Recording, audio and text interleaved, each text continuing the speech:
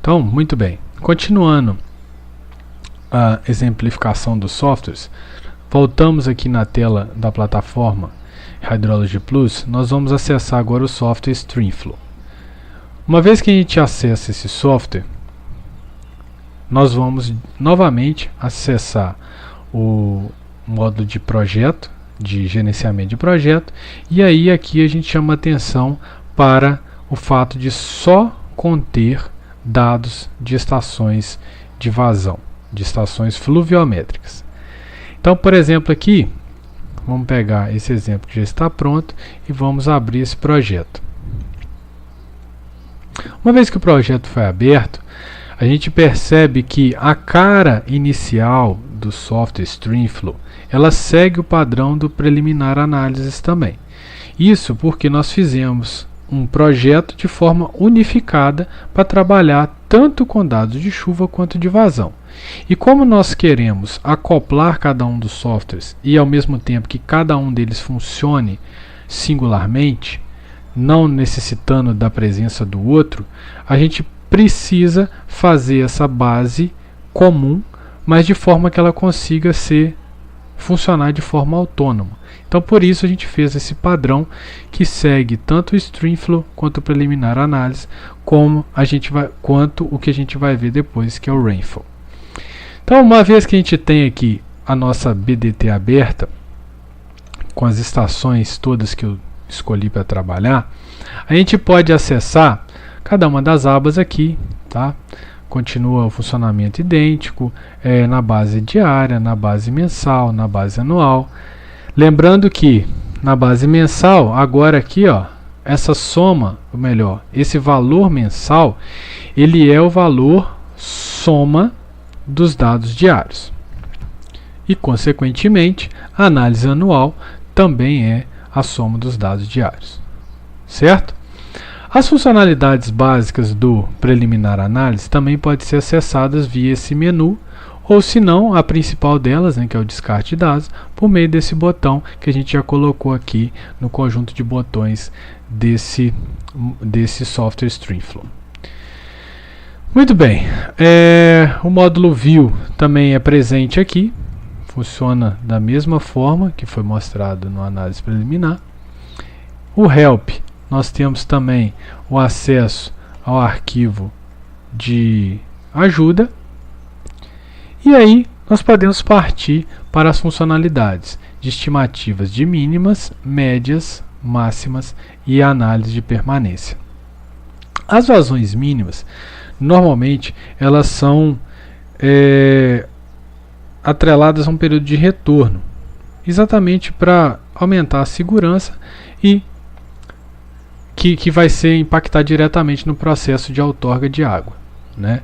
Normalmente os valores referência usados são Q710, Q90, Q95, esses parâmetros aí, esses dados que servem como parâmetro muitas vezes para os órgãos gestores. Então a vazão mínima, logo que a gente entra nela, né, isso é calculado, cada um desses módulos é calculado para uma estação específica. Então, uma vez que eu seleciono uma estação e entro no módulo de mínimas, a primeira coisa que ele vai fazer para mim é calcular ano a ano a mínima vazão registrada. Então, por exemplo, aqui 1957 foi registrado no dia 1º de março uma vazão igual a 4,2 metros cúbicos por segundo, ok? Então, de posse dessa amostra, então esse dado aqui, ó, por exemplo, 1954, ou ele não existe ou ele foi descartado. Então aqui todos esses cálculos, né, que a gente for demonstrando, respeita o descarte que foi feito e respeita o ano hidrológico que foi definido. Então, se nós tivéssemos definido lá o ano hidrológico de outubro a setembro, aqui não teria um ano simples, teria 38, 39, 39, 40. Por quê? O ano hidrológico começa no ano de 38 e termina de 39, ok? Então, como a gente está usando o ano civil aqui, que é de janeiro a dezembro, para esse exemplo, né, para exemplificar as funcionalidades, nessa coluna Year nós temos só o ano simples aí, o ano que a gente está acostumado a trabalhar. Muito bem. O próximo passo a definir é a janela de dias que vai ser usado para calcular, por exemplo, a Q710. Se nós estamos calculando uma Q7, então significa que eu estou procurando a vazão mínima em 7 dias consecutivos, e aí eu tiro as médias móveis, aplico o período de retorno nos anos que eu quiser e tenho o valor da Q7 em 10 anos de retorno, 10. Então se eu defino aqui 8, 9, 30, qualquer valor vai ser a quantidade de dias consecutivos que vai entrar para a média, ok? Então, por padrão, vem 7 dias, que é referente a Q710. Definido isso, ele vai para o módulo de análise estatística. Percebam que, na verdade, já está calculado, né? Porque logo que você entra no módulo, como ele já tem preenchido que é 7 dias por padrão e o período de retorno 10, ele já joga o cálculo lá para o usuário não ficar perdendo muito tempo. Mas, voltando à explicação da tela, nós temos então no frame da esquerda um resumo do que nós temos nessa aba anual mínima, que é simplesmente o ano e o registro. O ano, o registro. A data do registro, né, que foi registrado a mínima, e o valor daquela observação. A partir daí, quando você clica no botão Run, na verdade ele já foi executado, né, é automático, ele vai tentar ajustar as distribuições de probabilidade de log Pearson 3, log normal 3, log normal 2, Pearson 3, e falei todas, ok. E aí ele vai me dar o resultado do melhor ajuste de acordo com o menor intervalo de confiança, ok? Então, para esse exemplo aqui, o melhor ajuste que me deu o valor de Q710 com período de retorno de 10 anos foi log Pearson 3 com valor de 2,57. Se eu quiser ver o comportamento desses gráficos, né, ao longo desses anos aqui, eu posso simplesmente vir na aba Distribution Chart e escolher qual função de densidade de probabilidade eu desejo perceber. E aí eu consigo ver o valor da vazão à medida que os períodos de retorno aumentam. Então percebo que quanto maior o meu período de retorno, vamos dizer assim, mais superestimado vai ficar sendo, mais subestimado, ou seja, maior segurança vai estar sendo colocada para esse valor de referência, tá? Então, se eu quiser mudar aqui agora para um período de retorno, igual está aqui no gráfico, ó, de 50 anos, vai dar algo na casa aí de...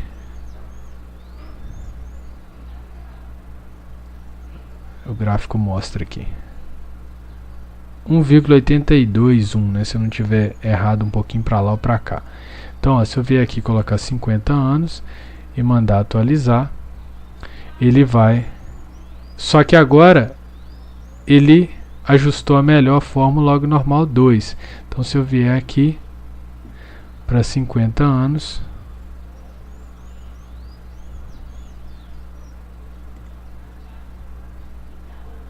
(1,62). Desculpa, eu estou olhando o limite mínimo. Aqui, ó, 2,107. 2,107. Beleza. Então, pessoal, tanto essa análise pode ser feita pela grid ou pelo gráfico de barras, né, que aí você tem aqui o valor do evento, o intervalo de confiança superior, intervalo de confiança inferior, para o nível de significância de 95%, tá? Então, e aqui nessa aba nós temos as mensagens de erro que ocorrerem, se é que vão ocorrer. Nesse caso, onde estão as outras distribuições as outras funções de probabilidade?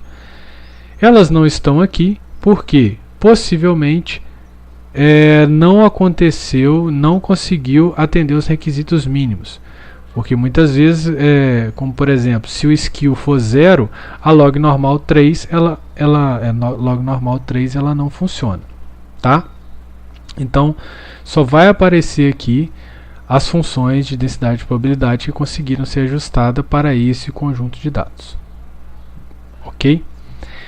Se nós quisermos exportar esses mapas, né, está distribuído aí ao longo do software os botões que fazem essa exportação para Excel. Muito bem. Outra opção aqui é calcular as mínimas, aqui é 710, por exemplo, numa base mensal.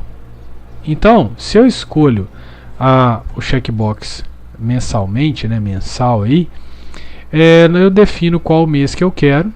Então, por exemplo, aqui vou pegar o mês de maio.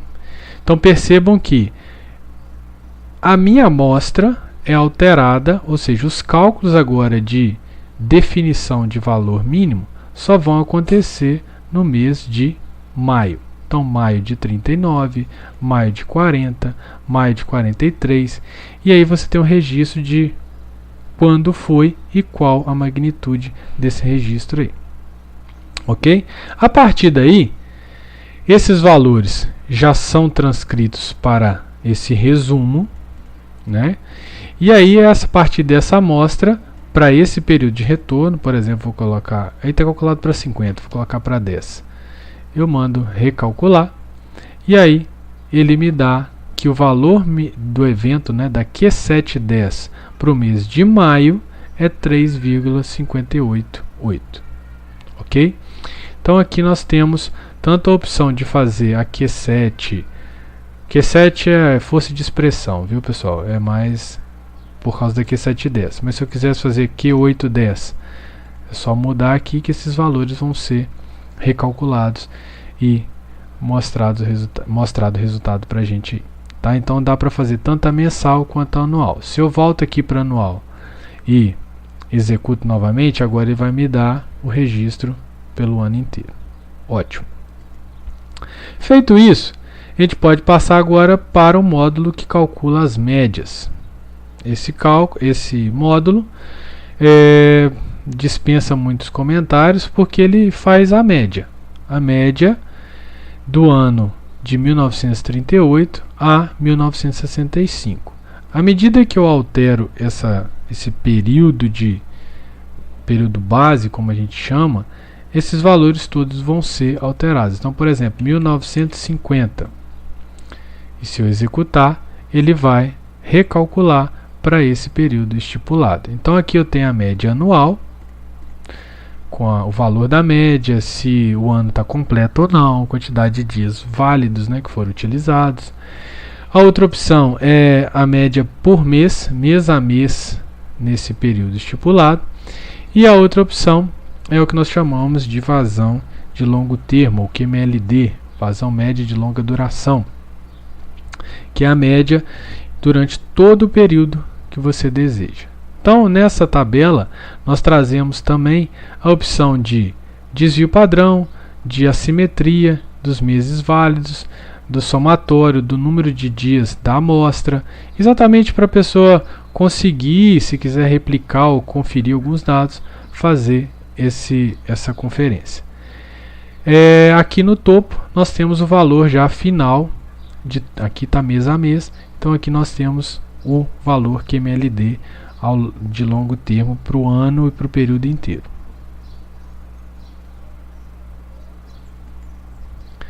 O próximo módulo é o cálculo das vazões máximas. A cara desse módulo segue o padrão das mínimas, porém agora não tem a ideia das janelas móveis, não tem a Q7, né, máxima, não tem essa definição.